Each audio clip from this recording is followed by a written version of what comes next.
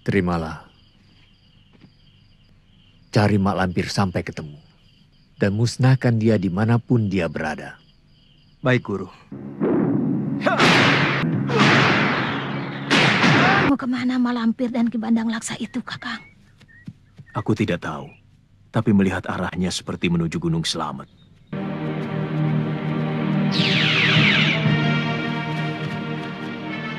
Sudah sampai.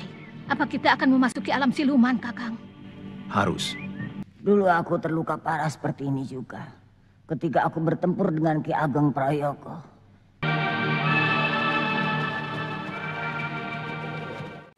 Di awal episode ini, kita langsung menuju pada Sembara dan Basir yang pada saat itu masih dalam misi pencarian Farida.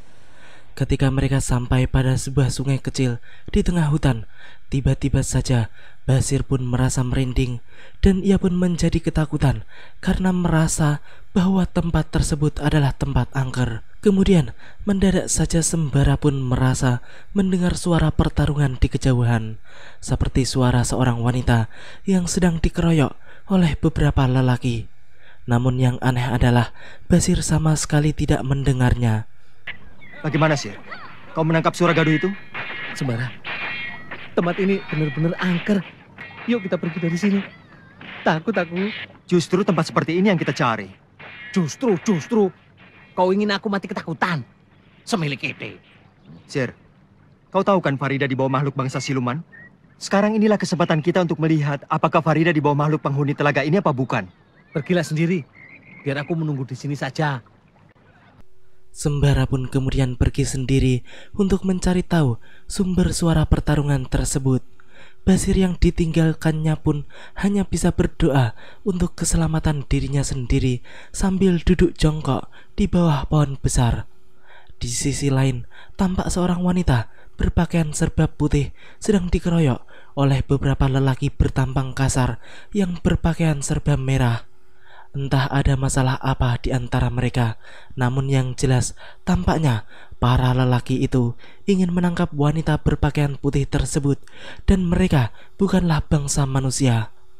Wanita itu pun tampaknya bukanlah orang sembarangan karena ia mampu mengimbangi bahkan menghajar orang-orang yang berniat jahat kepadanya itu. Hingga kemudian datanglah Sembara yang datang membantu wanita berpakaian putih yang ternyata bernama Rindi Antika, Putri Wak Bayau, penguasa Istana Atas Angin yang juga termasuk teman baik Sembara. Sembara melakukan pertolongan karena ia tidak tega melihat seorang wanita yang dikeroyok oleh 5 orang laki-laki.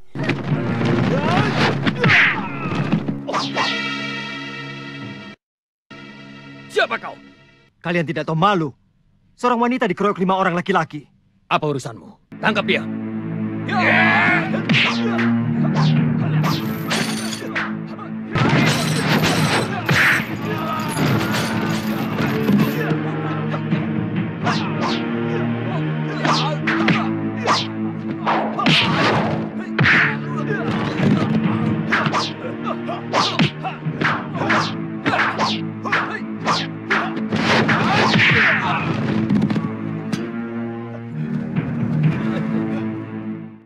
Orang-orang berpakaian serba merah yang kabur itu pun kemudian justru bertemu dengan Basir yang pada saat itu masih duduk jongkok di tepi sungai di bawah pohon besar. Para siluman itu pun hendak menangkapnya, namun mereka pun terkejut ketika merasa bahwa Basir adalah orang sakti yang juga bisa melihat keberadaan mereka, sehingga hal itu membuat mereka merasa takut dan pergi dari tempat itu. Akhirnya selamatlah Basir akibat kekonyolannya. 4 badut. Dia melihat kita berempat. Berarti matanya betul-betul bisa menembus alam kita. Bukan 5. Badut semilik kita. Hasilnya cuma kentut. Kalau begitu jangan dekat-dekat, Kang. Dia benar-benar orang sakti. Dari mana kau tahu? Sejak kemarin perutku tidak beres. Aku kentut terus. Kalau bukan orang sakti, bagaimana dia tahu aku tukang kentut? Hei, badut-badut. Datanglah kemari. Aku sunati satu persatu sampai buntung. Lari, Kakang. Lari. Kita mau disunat. Ayo. Sembara yang pada saat itu sedang berjalan kembali ke tempat di mana Basir menunggunya pun tiba-tiba berhenti karena merasa ada orang lain yang mengintainya. Ia pun kemudian menyuruh wanita yang mengikutinya itu untuk keluar dari persembunyiannya sebab ia ingin berkawan dengannya. Akan tetapi setelah memperkenalkan diri dan mengatakan demikian, wanita itu pun masih malu-malu dan tidak mau keluar, sehingga Sembara pun kemudian meneruskan perjalanannya. Sembara dan Cemeti itu luar biasa. Bagaimana Sembara? Ketemu Farida? Tidak, Sir. Ayo kita pergi. Ini bukan tempat yang aman. Model begini pasti banyak memedinya. Rindi Antika tampaknya sangat mengagumi Sembara dan ia pun masih penasaran dengan pemuda itu sehingga ia pun mengikutinya sampai ke tempat Basir. Sembara yang melihat kehadiran wanita itu di seberang sana pun kemudian menanyakan tentang siapa nama wanita itu dan wanita itu pun mau memberitahukan namanya. Akan tetapi ia tidak mengatakan bahwa ia adalah Putri Wak Bayau, ratu penguasa istana atas angin, sehingga Sembara pun tidak mengetahuinya. Sembara tampaknya juga mengagumi wanita itu, sedangkan Basir yang sedari tadi memperhatikan Sembara yang berbicara sendiri pun menjadi curiga bahwa temannya itu sedang kesurupan, karena tidak ada orang lain selain mereka di tempat tersebut. Si gendut lucu itu pun kemudian menaruh tangannya di ketiaknya dan menciumkannya kepada Sembara supaya setan-setan pada buyar. Wah, benar-benar kesurupan kamu. Aku harus bisa mengobatinya. Apa-apaan kamu, Sir? Mempraktekkan ilmu. Ilmu apa? Kata guruku, ini ilmu goyang kampret. Siapapun yang kena ini, pasti dia akan nyengir kuda. Goyang gundulmu. Sedang menyembuhkan dirinya sendiri. Berapa lama, Kakang? Apa kita akan menunggunya terus sampai Malampir sembuh? Kita lihat saja nanti. Ketiwasan, Guru. Seorang pemuda dari bangsa manusia menggagalkan kami menangkap Rindi Antika. Di istana Gunung Slamet, Ki Bandang Laksa yang sedang duduk di istananya pun mendapat laporan dari anak buahnya bahwa mereka gagal menangkap Rindi Antika karena wanita itu dibantu oleh seorang pemuda sakti dari bangsa manusia yang tidak mereka kenal. Senjatanya apa? Tombak?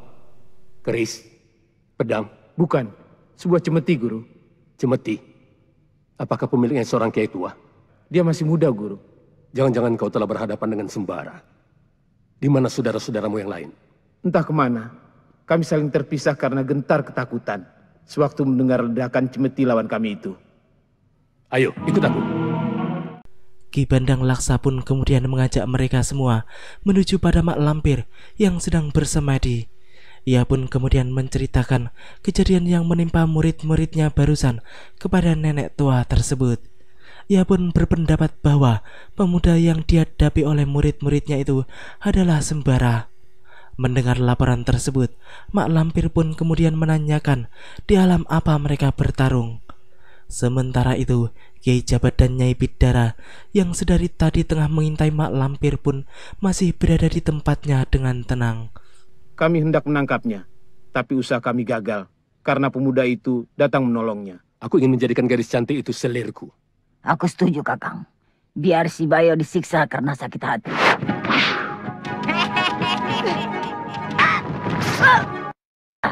Menyerahlah Malampir. Nyawamu ada di tanganku. Kira-kira siapa pemuda itu? Sembara. Ki Ageng Jembar Jumantoro pasti sudah memberikannya pada Sembara.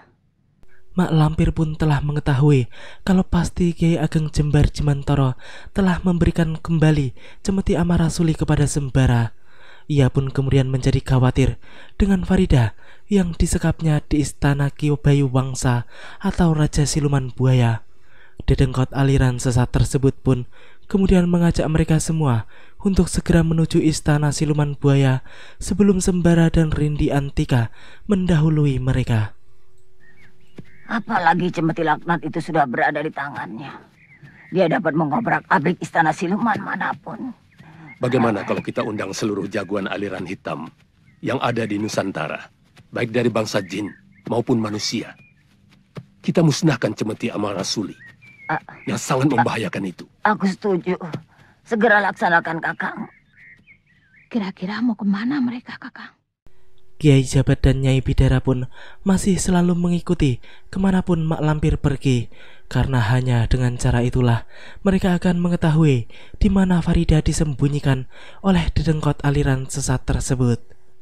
Kini mereka berdua pun telah memasuki wilayah siluman buaya dan tampaknya cukup sulit untuk menuju istana karena dijaga ketat oleh makhluk-makhluk siluman. Sedangkan Mak Lampir yang telah berada di istana pun memerintahkan para anak buahnya untuk memperketat penjagaan Farida. Mereka pun diperintahkan untuk menangkap serta membunuh setiap manusia yang memasuki wilayah mereka. Para prajurit Bayu Wangsa pun kemudian segera melaksanakan perintah tersebut. Di mana-mana ada pemeriksaan, Kakang. Aku juga tidak habis mengerti mengapa tiba-tiba ada pemeriksaan. Tapi aku pikir Mak Lampir belum tahu bahwa kita telah menyelundup ke sini. Kalau Mak Lampir mengerti kita mengikutinya sampai kemari, ia tentu sudah langsung menyerang kita bersama muridnya dan para pengikutnya yang rata-rata sakti mandraguna. Apa maksud Mak Lampir mengerahkan prajurit untuk mencari manusia seperti kita? Jaga-jaga menghindari kemungkinan yang tidak diinginkan. Itu suatu tanda. Di sini Mak Lampir menyembunyikan sesuatu. Benar kata Kiai Jabat yang menyimpulkan bahwa Mak Lampir pasti menyembunyikan Farida di tempat itu, sebab dengan adanya penjagaan wilayah yang ketat menandakan pasti ada sesuatu yang sedang disembunyikan oleh dedengkot aliran sesat itu. Nyai Bidara pun sangat setuju dengan pendapat cemerlang kakak seperguruannya itu. Mereka pun bertekad untuk tidak pulang sebelum mendapatkan Farida. Di tengah pembicaraan mereka, mendadak saja mereka pun dipergoki oleh sekumpulan prajurit yang kemudian langsung menghentikannya. Kami petani, Ndoro. Jangan membantah, buka topi kalian. Tolong Kisanak, perlihatkan wajah Kisanak hanya kepada saya saja.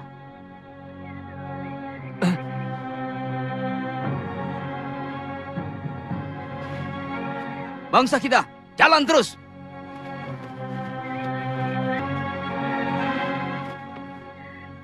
Mampirlah ke rumah saya, Kiai. Dusun Cergomas. Cari nama Darmo, mantan lurah yang sekarang jadi prajurit. Permisi, Kiai. Tampaknya Ki Darmo sudah mengenal Kiai Jabat, sehingga ia pun bisa menyelamatkan sang Kiai dan adiknya dari sergapan para prajurit tersebut. Sungguh suatu kebetulan yang membawa keberuntungan bagi sang Kiai.